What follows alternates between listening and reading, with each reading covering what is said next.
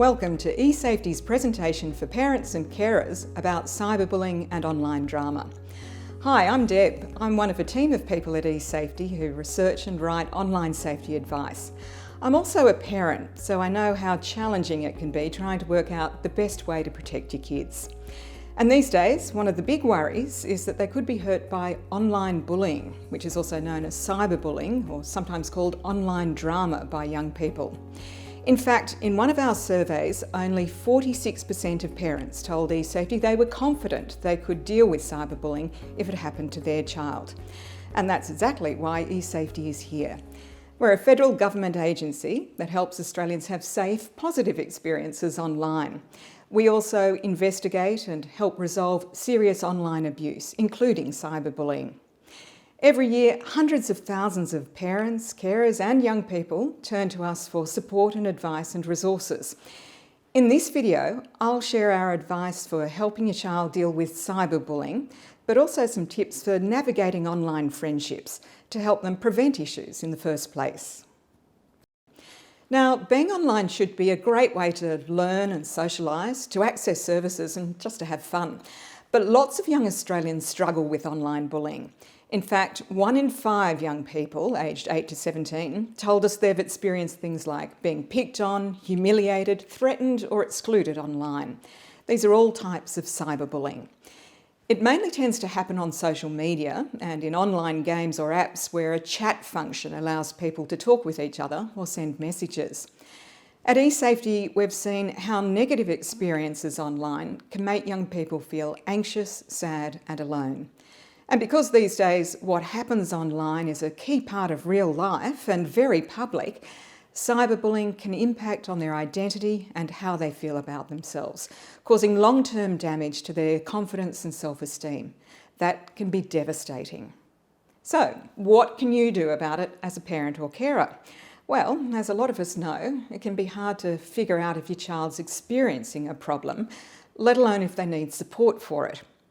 Keep in mind that some young people have told us they don't report cyberbullying and other types of online abuse because they feel embarrassed or they fear the other person will retaliate or hit back, or they simply don't think anything will change. So you may not be able to tell for sure if your child is being cyberbullied, but there are some signs you can look for.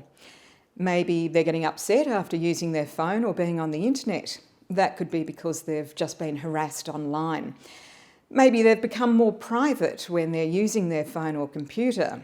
They could be avoiding talking about what's happening online or only using their devices where you can't see or hear them because they're worried you'll ban them from the internet if you find out they're being cyberbullied.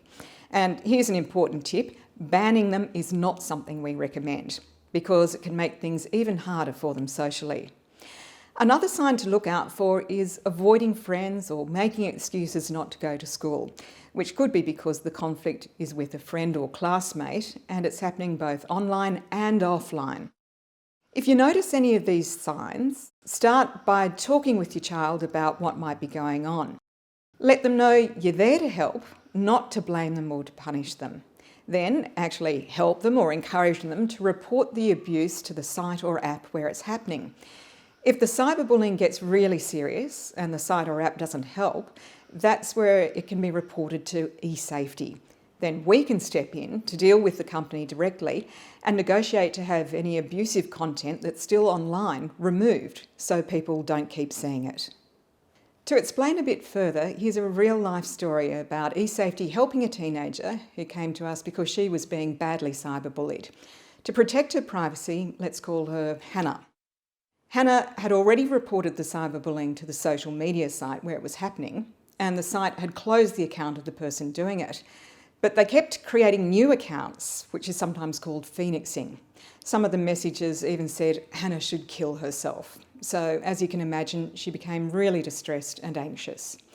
When Hannah contacted eSafety for support, our cyberbullying team investigated her complaints and worked with the social media company to stop it happening.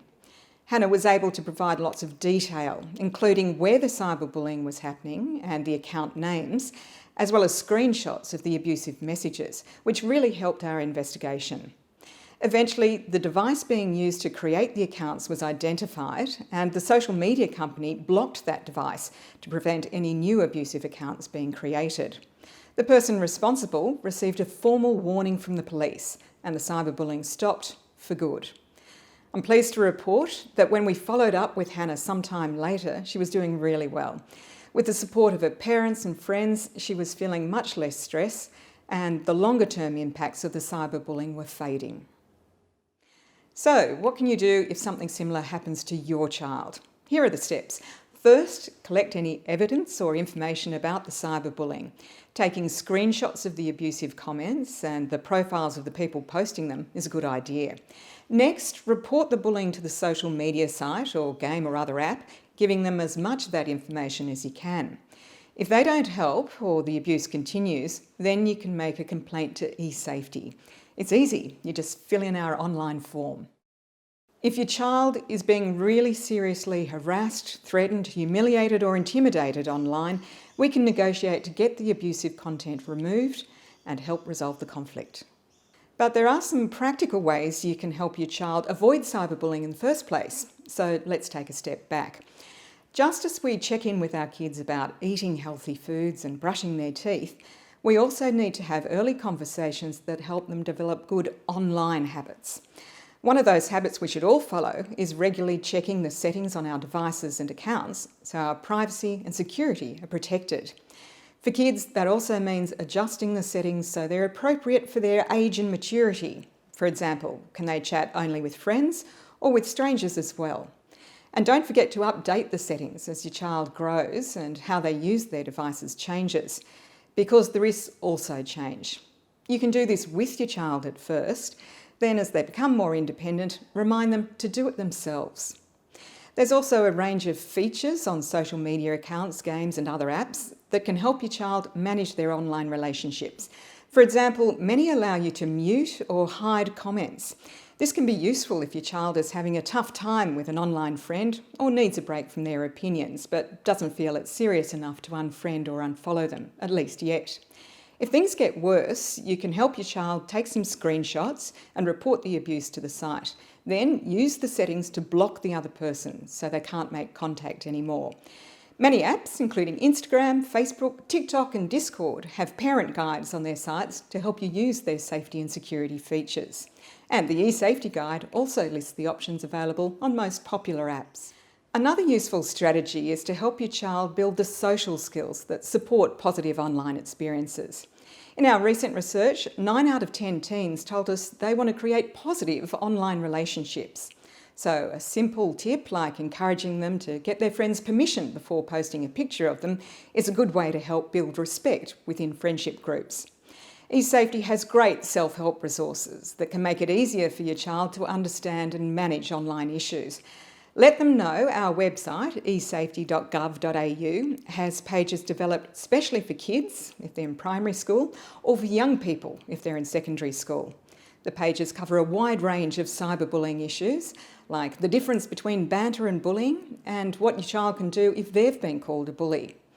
You can also help your child think about how they would manage their emotions and reactions in difficult situations by asking questions like, what could you do if you felt frustrated or angry about something that's happening online? What could you do if you saw someone harassing one of your friends? What could you do if you feel like someone is trying to make you look bad? Now, talking about these things may sound easy to someone who doesn't have kids, but we know the reality at eSafety. A lot of parents are uncomfortable when it comes to having conversations about online safety. We get that. It can feel like our kids know more about the latest technology than we do. It's hard to keep up, let alone stay ahead of them. But remember, when it comes to working out issues, you have a lot more life experience to guide you. You also have a secret weapon, esafety.gov.au. Our website has a large section for parents and carers, so there's a heap of tips and resources just a click away. You can also subscribe to our newsletter, which keeps you up to date with the latest research and advice. And you can sign up to a webinar to learn more about the issues and how to manage them. The main thing, though, is to start the chat with your kids and keep the communication channels open. If you get into the habit of talking about online safety as a family before your kids face any issues, They're more likely to come to you when they feel concerned or if something does go wrong. And when you start that chat, one of the most important things to get across is that it's okay to ask for help early and often. Encourage your child to do that. Talking about an issue like cyberbullying and getting help when it first happens can prevent a lot of ongoing harm and long-term impacts. Of course, there may be times when you're not around or your child doesn't feel like talking to you.